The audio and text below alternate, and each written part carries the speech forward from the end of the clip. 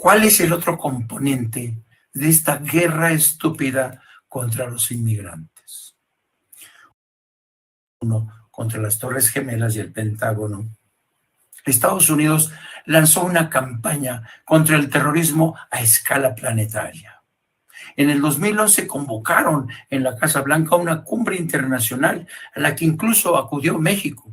En aquel entonces acudió Miguel Osorio Chong como secretario de Gobernación para sumarse a esta campaña contra el terrorismo internacional, con que Estados Unidos estaba denunciando porque decía, es que los terroristas de todo el mundo me están atacando.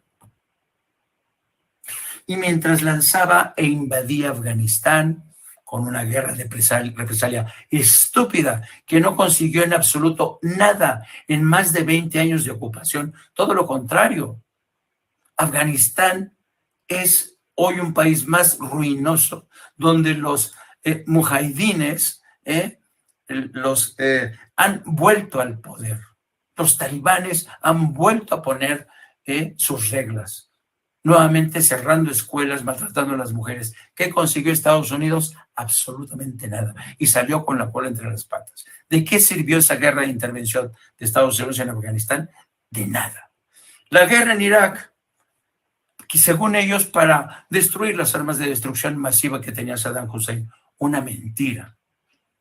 Hoy Irak es un país al borde de la guerra civil porque no consigue estabilidad. Donde se mete Estados Unidos es donde crea un avispero que va creando un infierno. Y así se quieren meter en México para combatir a los cárteles de la droga. El problema de Estados Unidos, y hay denuncias continuas de analistas internacionales, expertos que dicen que hasta la fecha Estados Unidos sigue cometiendo el mismo error. Sigue tratando de buscar todos los males que le aquejan en el exterior, buscando terroristas en Oriente Medio, sellando sus fronteras para que desde México no lleguen terroristas, en fin. Pero ¿saben qué? Estados Unidos ha descuidado su propia casa, una casa donde han surgido terroristas domésticos que le han causado algunos de los peores atentados en su historia. ¿Quién no se acuerda de este atentado en Boston, en el maratón de Boston? Mientras Estados Unidos estaba ocupado, haciendo una cruzada contra el terrorismo internacional, resulta que en el maratón de Boston se produce un atentado. Estas imágenes brutales que sorprendieron a todo el mundo. Si ustedes saben que el maratón de Boston es uno de los maratones más antiguos en el mundo, más antiguo incluso que el de Nueva York. Bueno, en este atentado terrorista, varios perdieron la vida, varios quedaron mutilados y en un primer momento nadie sabía quién había sido el responsable de estos atentados. El sospechoso habitual, ya saben, el clásico terrorista de Oriente Medio. Gracias a que hoy en el mundo todo el mundo trae un celular, un teléfono inteligente, el FBI, la CIA, pudieron rastrear y hacer una composición de escena, un rompecabezas de todas las imágenes para precisamente identificar y llegar a la conclusión de que quienes estaban detrás de este atentado no eran terroristas de Oriente Medio, no, eran dos muchachos, dos inmigrantes, los hermanos Tsarnaev. Esto ocurrió en 2013. Estos muchachos consiguieron hacerse de explosivos, pero explosivos fabricaron una bomba casera, y Tamerlan Tsarnaev era un joven de 26 años y de origen checheno. Ambos hermanos habían emigrado precisamente desde Chechenia. El mayor de ellos tenía 26 años y el menor de ellos tenía 19 años. Bueno, ¿qué fue lo interesante de esta historia? Que primero eran migrantes que ya habían sido asimilados dentro de la cultura estadounidense. Eran migrantes que eran prácticamente ciudadanos estadounidenses. Pero ¿qué es lo que pasó? Estados Unidos, mientras estaba entretenido buscando a los terroristas en Oriente Medio, financiando con mayor presupuesto a la CIA, al Pentágono, perdían de vista que había un semillero de terroristas domésticos. Un terrorismo doméstico que Estados Unidos se ha negado a reconocer y eso le ha costado muy caro. Terroristas domésticos ha habido en la historia de Estados Unidos desde la década de los 20, pero casi nunca han caracterizado a estas gentes que protagonizan este tipo de atentados como terroristas. Estos muchachos, ¿por qué atentaron durante el maratón? ¿Por qué? Es un fenómeno que poco a poco han ido descubriendo el FBI y sobre todo la policía de Nueva York, que es donde se concentra el mayor número de migrantes extranjeros. Han descubierto que la política de Estados Unidos, que es racista, segregacionista, ha tenido mucho que ver con el surgimiento de este terrorista doméstico. Muchos de ellos, como es el caso de estos hermanos Tsarnaev, veían cómo Estados Unidos bombardeaba países musulmanes. Ambos eran musulmanes, Chechenia es musulmana. Y a ambos les dolía que su gente, que profesaba la misma religión, es la misma historia que se repite. Cómo Estados Unidos ha sido incapaz de asimilar a estas minorías, a las que convierte en chivos expiatorios y en enemigos internos. Si se dan cuenta, a pesar de que muchos hispanos o mexicanos o latinos, lo que ustedes crean, a pesar que han sido víctimas de ahorcamientos, de linchamientos, son pocos los mexicanos que han emergido como terroristas para atacar a las instituciones de Estados Unidos. Los migrantes mexicanos e hispanos han sido los más leales migrantes, se han asimilado, a pesar de que ha habido quienes decían que los migrantes, sobre todo los mexicanos, eran incapaces de asimilarse a una cultura como la anglosajona. Falso. Se asimilan y no solamente se asimilan, incorporan sus propios valores, sus propias tradiciones.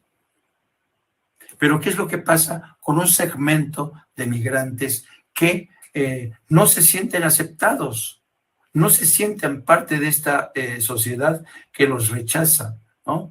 Entonces, el caso de los hermanos Tsarnaev se convirtió en un caso paradigmático, porque entonces Estados Unidos empezó a percatarse de que había descuidado el frente interno. Y a pesar de que estos chicos habían estado en la mira del FBI, el FBI no creyó que el día de mañana se convertirían en terroristas domésticos. Pero el caso de estos chicos no es exclusivo, ¿eh? Por ejemplo, hay otros. Por ejemplo, hay un chico, un militar que se llamaba Nidal Nik Hassan, otro que se llamaba Carlos Bledsoe o Faisal Shahzad. Todos ellos con un denominador en común: su ánimo de venganza por los crímenes de Estados Unidos en países como Afganistán, Irak o Yemen. Es decir, mientras Estados Unidos lanzaba sus guerras contra Yemen, ahora está también implicado en Sudán, en Irak y en Afganistán, mientras bombardeaba, muchos migrantes que son originarios o que tienen familiares o que tienen amigos en los países, sentían en carne propia el sufrimiento de su gente. Y poco a poco, fueron destilando este odio hasta que se convirtieron en terroristas domésticos. Entonces, ¿qué es lo que está pasando aquí? Empezamos con el tema de los Minutemen, cómo se apostan en la frontera para ir a la casa de migrantes mexicanos o latinos. Y esta gente cree que apostándose en la frontera, van a evitar que migrantes o residentes que ya están dentro de Estados Unidos y que no soportan, que odian que desde Estados Unidos se amenace a México con bombardearlo, estas campañas de odio, créanme, van permeando. ¿Ustedes creen que a muchos de los paisanos que escuchan a Lindsey Graham con sus amenazas de que nos va a bombardear, esto no les cala?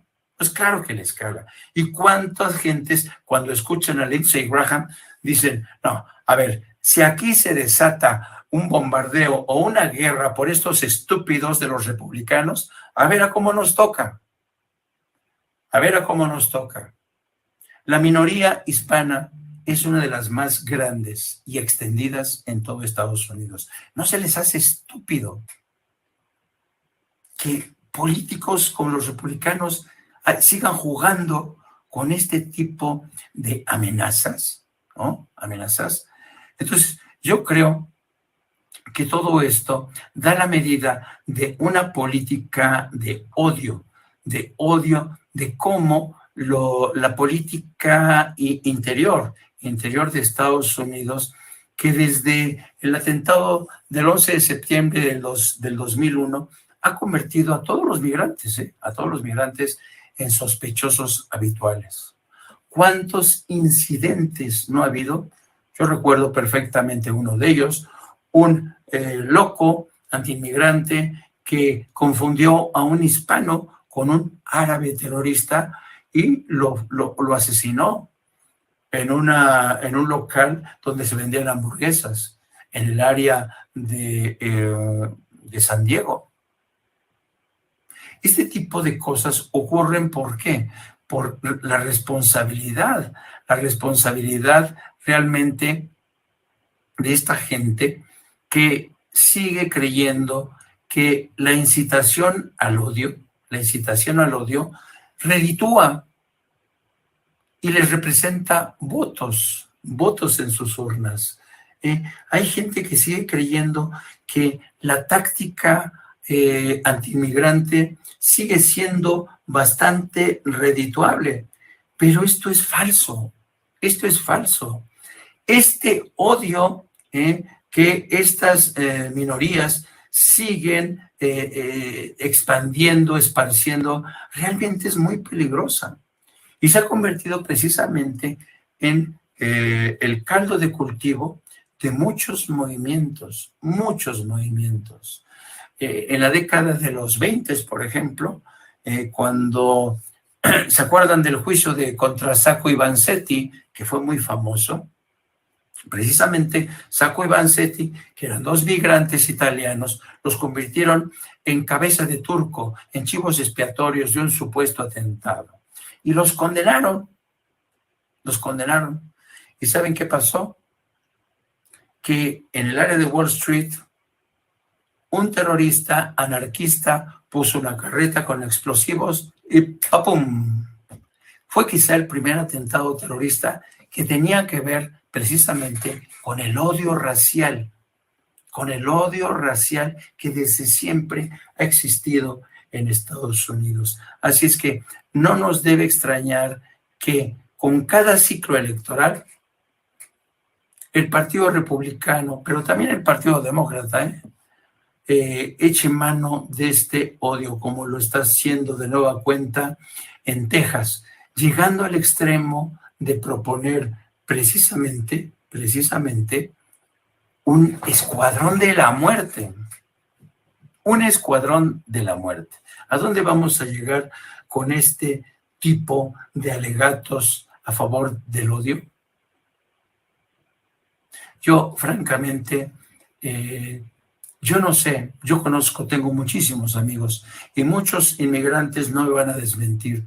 Ha habido momentos realmente muy difíciles para nuestra comunidad, que han sido asediada, a veces en supermercados, a quienes que alguien les critica por hablar español, como si quisieran desterrar las señas de identidad de lo que una vez fue parte de México, porque toda la parte, hasta lo que es Utah, hoy era de México.